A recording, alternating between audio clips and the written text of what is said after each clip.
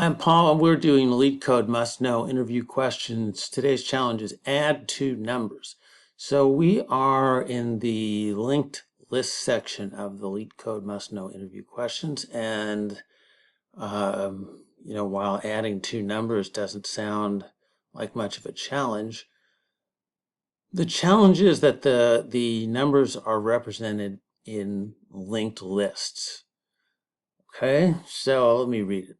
You are given two non-empty linked lists representing two non-negative integers. The digits are stored in reverse order, and each of the nodes contains a single digit. Add the two numbers and return the sum as a linked list. Also in reverse order, right? Assume the two numbers do not contain any leading zeros except the number 0 itself.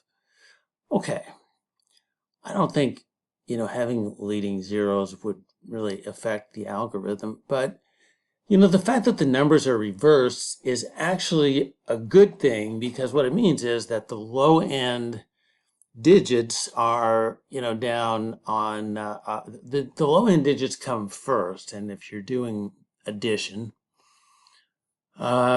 you add the low end digits first. So that actually makes it a little bit easier. The obvious way to do this is, and it's not bad, is just to take the digits one at a time. In this case, in this example, example 1, we'll take the first digit from each list, 2 and 5, and we add it, and we get 7. We'll create a new node, a new list node. Here's the definition for the list node class over here. You've got a value, and you've got a list node pointer to the next node. You've got a blank constructor. You've got a constructor that takes an int val. It seems like that would be the one that you would use the most. You've got one more here that we'll get to in a second.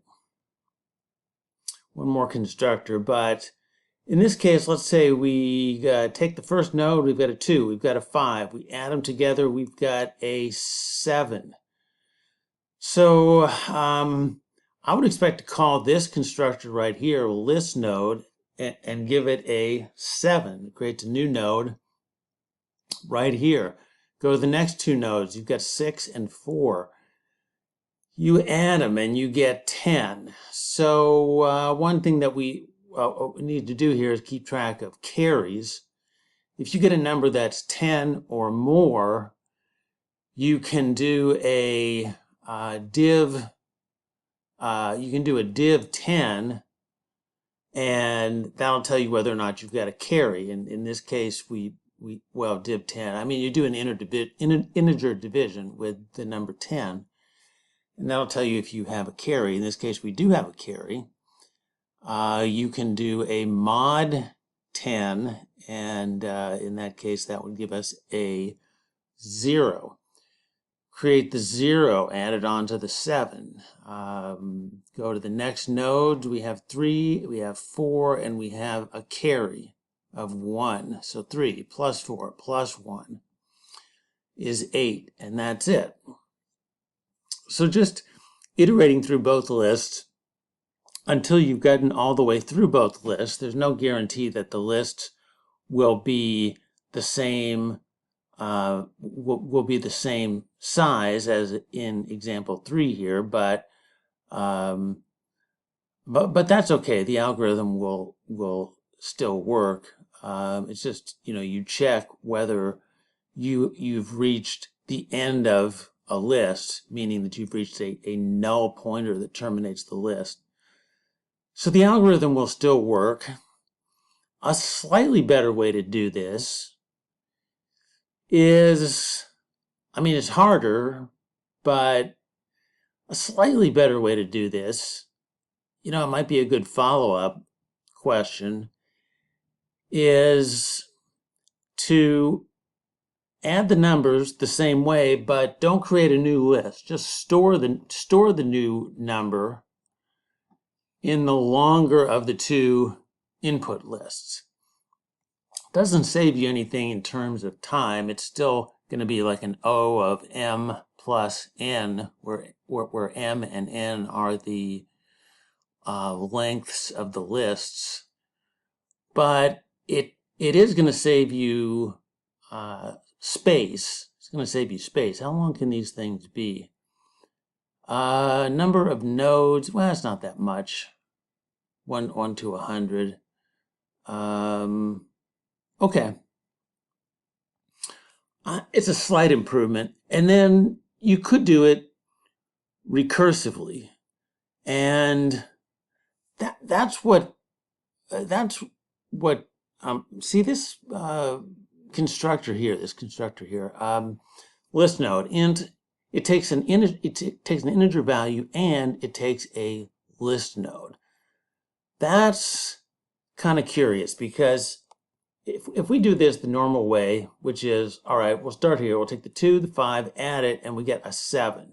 All right, so we're going to create a list node with the value 7. What would we do with this list node next in the constructor? We don't have another list node. I mean, we'll get another list node when we move on to the next elements in the list, but it seems like the only thing you could use that for is like a recursive solution, where you say, okay, all right, we got 2, 5, 7.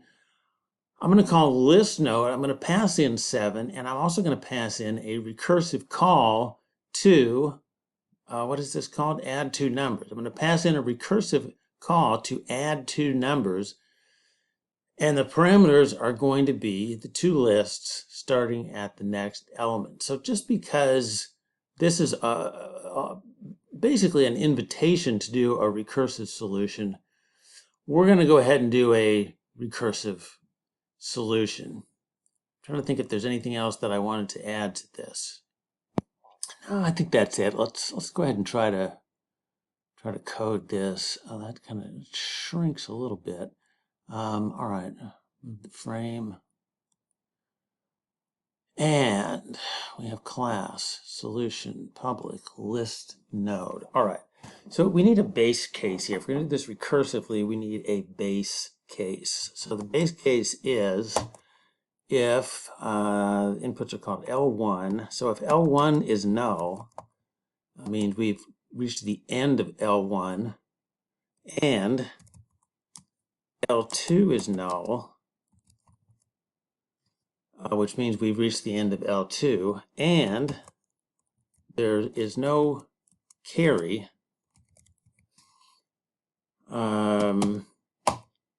If there was a carry of 1, we would still have to tack on one more node. But if we're done with everything, that's it.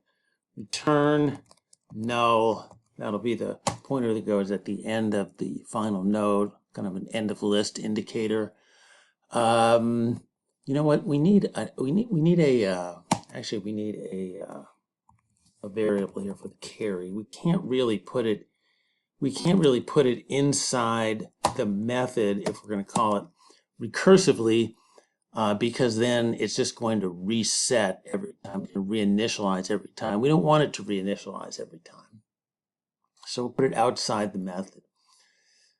All right, so let's get the values that we're going to add.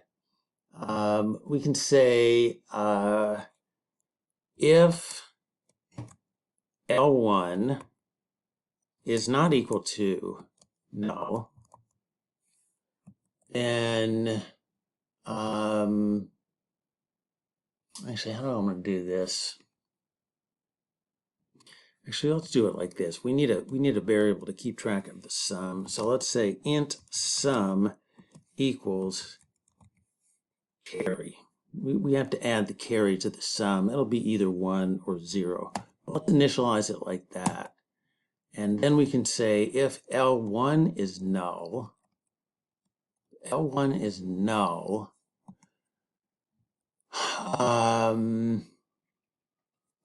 sum plus equals L1 dot, and what is that called? Val? I think it's called val. Yeah.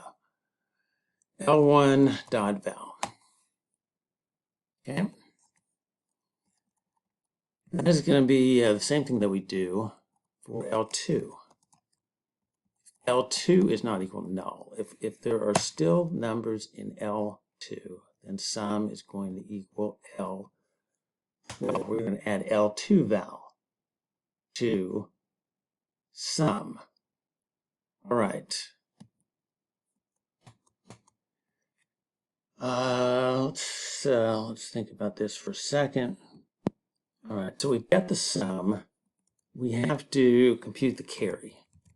So the carry would be sum divided by 10. So these are integer division. So if sum is 10 or greater, then there's going to be a carry of 1. All right. Move the pointers. So we can say if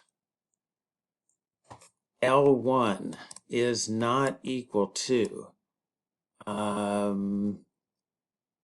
if I could do this all in one. So let me just write it first and then I'll think about that. If L1 is not equal to null, then L1 equals L1 dot next. Okay. You don't want to try to access L1 dot next if L1 is null. And you know, I'm about to write the whole thing again. Same thing with L2. If L2 is not equal to null, L2 equals L2 dot next. Okay. Now that I think about it, I think we could actually just put these together. There's no reason the carry has to be in the middle of those. So if L1 is null, we'll do the sum, and we'll also change the pointer. Okay. Why'd that happen? Okay. And really, same thing here, but it's L2. L2 equals L2 dot next.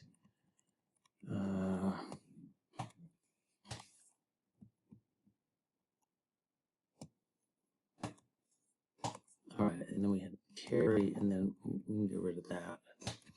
All right, what's left? Okay.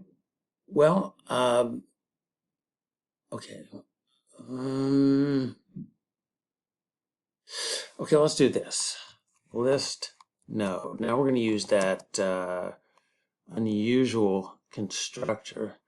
Result equals new list node.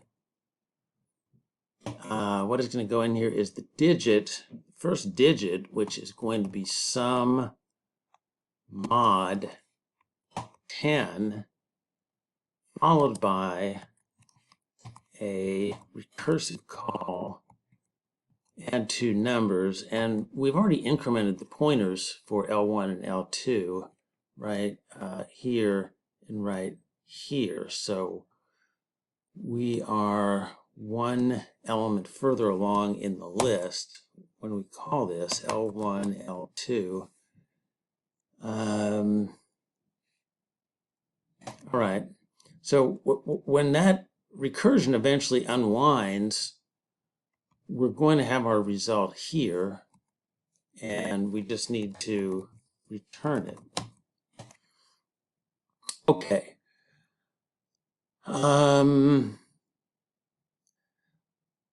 Yeah, let's try that. That out of the way and run it. Compile error, L1 next. Oops. Okay. Anything else down here? No. All right, try it again. All right, accepted on the basic cases. And we'll do the full submit.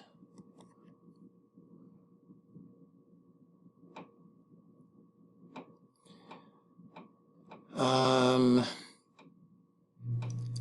1 millisecond. That means we beat everybody. Well, we didn't exactly beat everybody because it's just nobody got 0. 85% of the solutions used 1 millisecond. And memory wasn't as great, but I mean we're using a recursion stack. Analyze complexity. I wonder what it would say on that. I mean, to me, it's still just O of m plus n. But I'm interested in what they say about it. O of n. Okay.